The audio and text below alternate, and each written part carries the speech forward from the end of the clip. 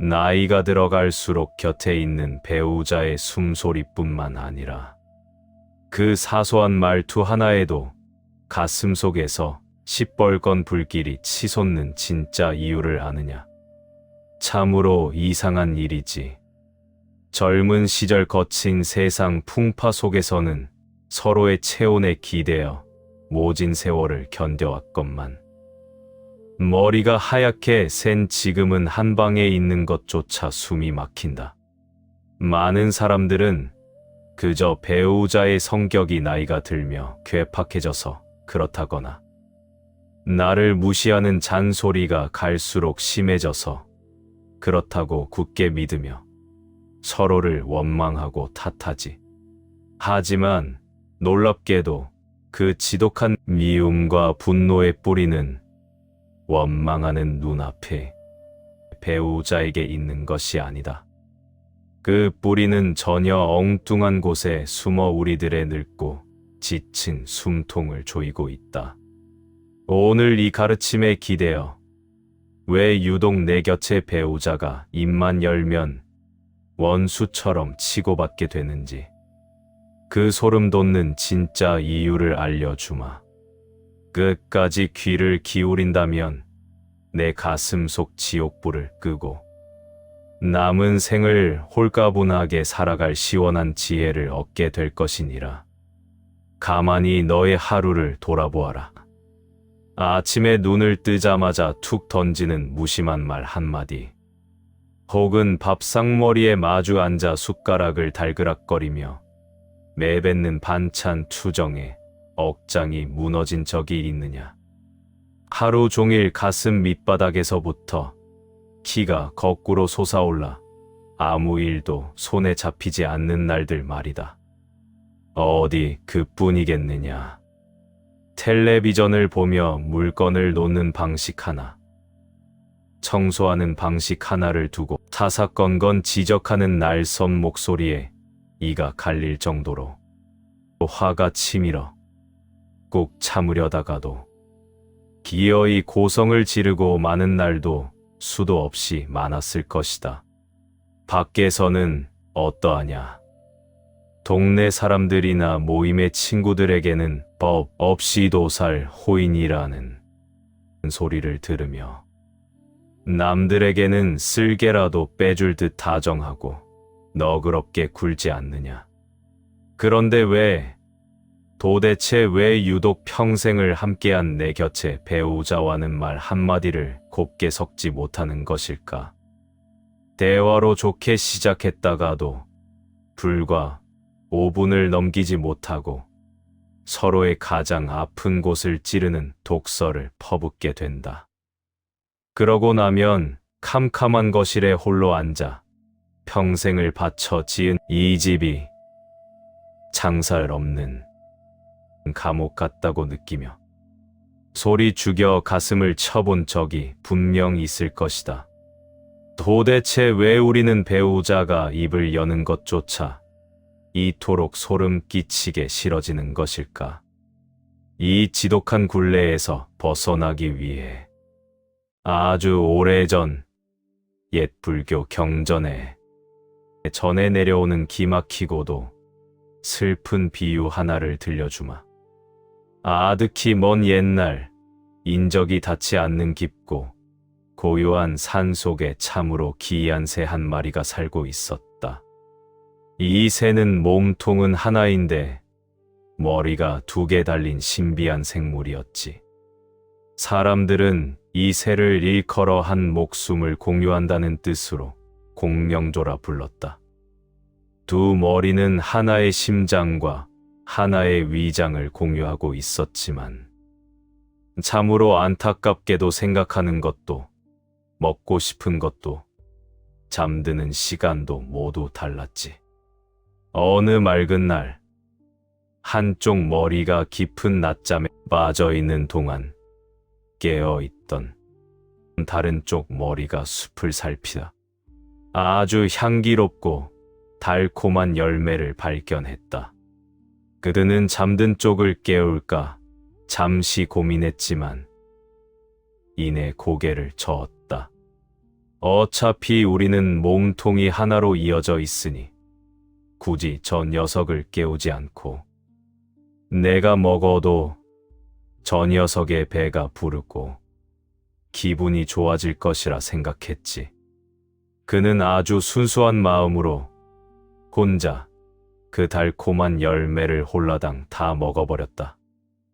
시간이 조금 흘러 단잠에서 깬 머리가 입가에 묻은 과일즙을 보고 자초지종을 알게 되었다.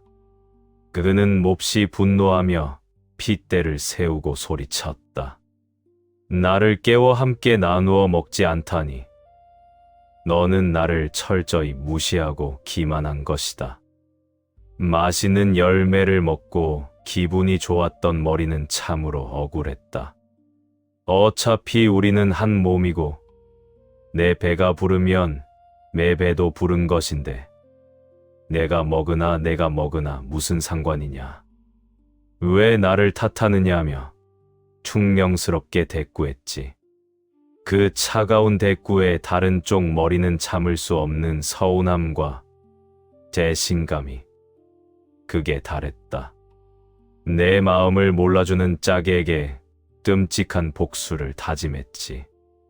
그는 숲을 돌아다니다 기어이 치명적인 맹독을 품은 독 열매를 발견하고는 소스라치게 놀라며 말리는 반대쪽 머리를 비웃으며 그 독 열매를 단숨에 꿀꺽 삼켜버렸다. 내가 내 마음을 무시하고 혼자 좋은 것을 먹었으니 너도 한번 이 지독한 고통을 똑같이 당해보아라 하며 원수처럼 소리를 질렀지. 하지만 그들은 몸통이 하나로 이어진 가여운 존재였다. 결국 맹독이 온몸으로 퍼져나가 두 머리는 피를 토하며 비참하게 한나란시에 죽고 말았느니라. 지금 이 가여운 새의 이야기를 가만히 들으며 어쩌면 저 새의 끔찍한 비극이 전혀 낯설지 않다고 느끼는 이들도 분명 있을 것이다. 그런데 말이다. 이 이야기에는 대부분의 사람들이 평생을 가도 눈치채지 못하는 아주 무서운 진실이 하나 숨어 있다. 사람들은 저 두 머리 달린 새를 죽인 것이 맹독을 품은 열매라고 생각하지. 현실의 우리로 생각하자면 부부 싸움의 원인이 상대방의 괴팍한 성격과 잔소리 때문이라고 생각하는 것이다. 하지만 저 가여운 새들을 파멸로 몰고 간 진짜 원인은 독 열매가 아니었다. 그보다 훨씬 먼저 시작된 아주 지독하고 무서운 착각이 하나 있었다. 바로 그 지점이 오늘 이야기의 핵심이자 내 가슴 속 지옥불을 끌 수 있는 유일한 열쇠란다. 나이가 들고 은퇴를 하고 나면 우리 삶에는 참으로 이상하고 서글픈 일이 생겨난다. 예전에는 매일 인사를 나누는 직장 동료도 있었고 술잔을 부딪히는 친구도 있었고 쉴 새 없이 돌아가는 바깥 세상이 있었지. 그런데 어느 날 문득 정신을 차려보면 하루 종일 좁은 집안에서 마주 보는 사람이 오직 늙은 배우자 딱 한 명뿐이다. 나를 둘러싼 세상이 배우자 한 사람으로 무섭게 쪼그라들어 버린 것이지. 그러니 자연스레 내 마음속 기대가 산더미처럼 커지게 된다. 당신은 왜 내 마음을 모르느냐? 당신은 왜 내 편을 들어주지 않느냐? 내가 평생을 바쳐 희생했는데 왜 나를 이토록 외롭게 놔두느냐? 밖으로 향하던 그 무거운 기대와 헛헛함을 오직 눈앞의 배우자 한 사람에게 몽땅 쏟아붓게 되는 것이다. 길을 걷다 마주친 이웃이 내게 무례한 실수를 하거나 서운한 말을 던지면 너는 그가 나와는 아무 상관없는 온전한 남인 줄 알기에 그저 속으로 한번 욕을 삼키고 허허 웃고 넘겨버린다. 하지만 너는 평생을 함께 살았다는 그 이유 하나만으로 곁에 남은 유일한 배우자를 내 마음을 척척 알아주고 내 뜻대로 움직여 주어야 할 내 몸뚱어리, 즉 완벽한 내 분신이라고 끔찍하게 착각하고 있는 것이다. 지혜로운 가르침에 비추어 보면 이는 나와 남을 올바르게 구분하지 못하는 지독한 집착에서 비롯된 어리석음이라 할 수 있다. 당연히 내 마음을 완벽히 알아줄 것이라 굳게 믿었는데 배우자가 내 뜻과 다르게 쏘아붙이고 차갑게 돌아서니 마치 내 오른손이 내 뺨을 매섭게 후려친 것 같은 끔찍한 배신감을 느끼는 것이다. 그래서 아프다고 왜 나를 때리냐고 소리를 지르며 분노하는 것이지. 자, 여기까지 이야기를 듣고 나면 아마 가슴 속에서 이런 억울함이 파도처럼 밀려오는 이들도 있을 것이다. 나는 이미 기대를 다 내려놓았습니다. 배우자에게 내 마음을 알아달라고 구걸하지도 떼쓰지도 않습니다. 그런데도 저 사람이 먼저 툭하면 내게 가시 돋친 핀잔을 주고 나를 무시하는 모진 말들을 쏟아내는데 어찌 화가 나지 않고 견딜 수 있겠습니까? 참으로 지당하고 당연한 물음이다. 아무리 내가 마음을 비우고 상대를 남이라고 생각하려 발버둥을 쳐도 좁은 집안에서 매일같이 날아오는 뾰족한 독설들을 무방비로 맞고 있으면 결국 평정심이 깨어지고 다시 지옥 불이 타오르기 마련이지. 그렇다면 상대가 멈추지 않고 내게 험한 말을 던질 때 우리는 어떻게 스스로의 마음을 다치지 않게 지켜낼 수 있을까? 이 답답하고 억울한 마음을 시원하게 풀어줄 불가에 오랜 세월 입에서 입으로 전해 내려오는 지혜로운 일화 하나를 들려주마. 어느 화창한 날, 크고 깊은 지혜를 가진 스승이 제자들을 이끌고 길을 걷고 계실 때였다. 평소 그 스승의 높고 맑은 명성을 몹시 시기하던 한 어리석은 사내가 씩씩거리며 가가와 길을 막아섰다. 그리고는 스승을 향해 입에 담기조차 힘든 끔찍한 욕설과 비난, 온갖 저주를 쉼없이 퍼붓기 시작했다.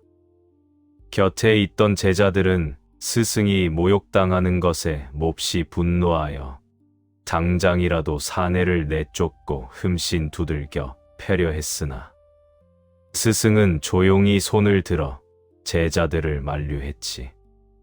사내는 얼굴이 시뻘겋게 달아오르고 숨이 턱에 차오를 때까지 악담을 퍼부었지만 스승은 화를 내기는커녕 그저 맑고 평온한 미소를 지으며 사내를 묵묵히 바라볼 뿐이었다.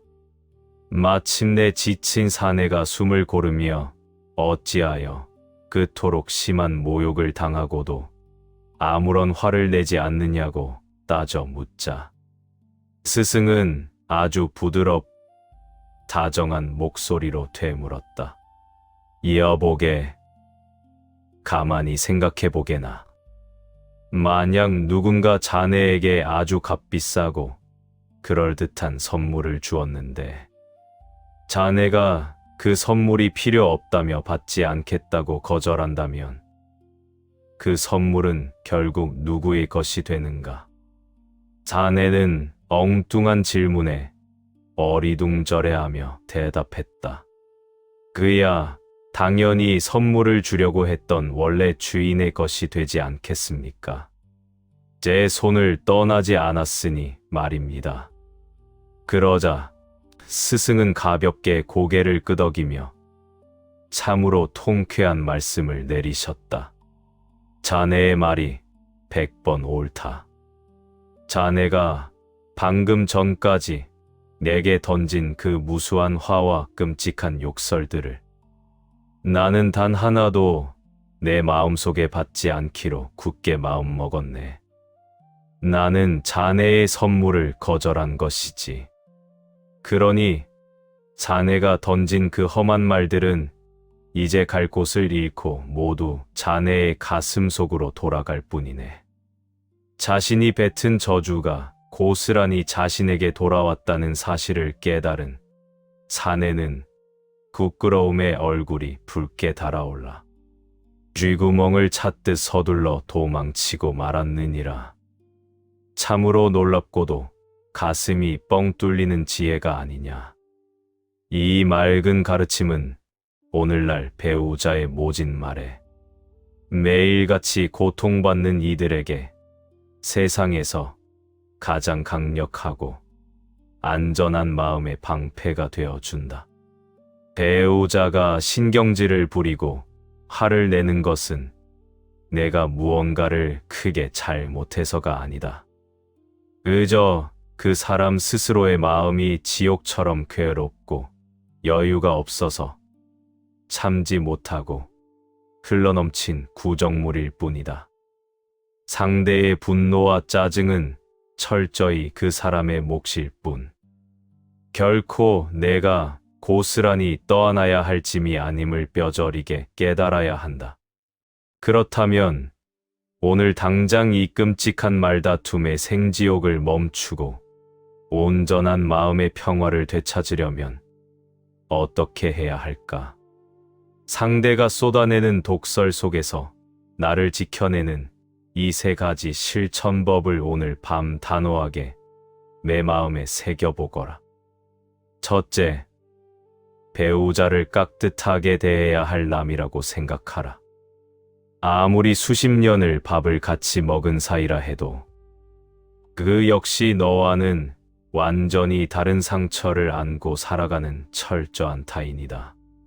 동네 어귀에서 마주치는 이웃을 대하듯 마음속에 안전한 선을 그어 거리를 두거라. 이 사람은 내 속을 다 알아야 할 의무가 없다고 인정하는 순간 빗대가 서던 분노는 놀랍도록 옅어진다. 마음의 거리를 두는 것은 부부의 정이 떨어지는 것이 아니다. 불타는 집에 시원한 물을 끼얹어 두 사람 모두를 살려내는 유일한 길이니라. 둘째, 배우자에게서 텅 빈 내 외로움의 해답을 찾지 마라. 내 마음을 몰라준다고 화를 내는 것은 바짝 메말라버린 빈 항아리에서 시원한 물을 찾으려는 어리석은 짓과 같다. 내 곁의 배우자 역시 자기 살 길이 버겁고 외로워 온몸에 뾰족한 가시를 세우고 있는 가여운 중생일 뿐이다. 나를 위로해 줄 것이라는 헛된 기대를 미련 없이 바닥에 툭 내려놓거라. 기대를 거두는 것은 상대를 매정하게 포기하는 것이 아니라 번뇌를 끊고 내 마음의 고요한 호수를 지키는 참된 지혜이니라. 셋째, 가시 돋친 독이 담긴 말은 선물을 돌려보내듯 절대로 받지 마라. 상대가 뾰족한 말로 내 가슴을 찌른다고 해서 똑같이 눈에 쌍심지를 켜고 쏘아붙이면 결국 독을 먹은 공명조 두 마리처럼 함께 죽게 된다.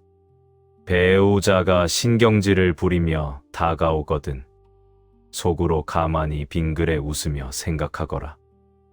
아, 저 사람이 지금 내게 치명적인 독이 묻은 선물을 주려 하는구나.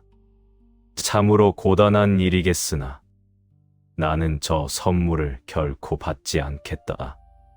그리고 무거운 침묵으로 마음에 굳건한 방패를 세우는 것이니라. 자, 이렇게 마음의 거리를 두고 기대를 내려놓으며 상대의 선물을 받지 않게 되면 내 삶은 과연 어떻게 달라질까? 기대하지 마라. 오늘도 내 배우자는 여전히 반찬이 짜다며 헛기침을 하고 텔레비전 소리를 크게 틀며 얘 심기를 긁을 것이다. 수십 년을 굳어진 성격이 하루아침에 천사로 변할 일은 결코 일어나지 않는다. 하지만 마법처럼 달라지는 것이 딱 하나 있다. 바로 내 마음이다.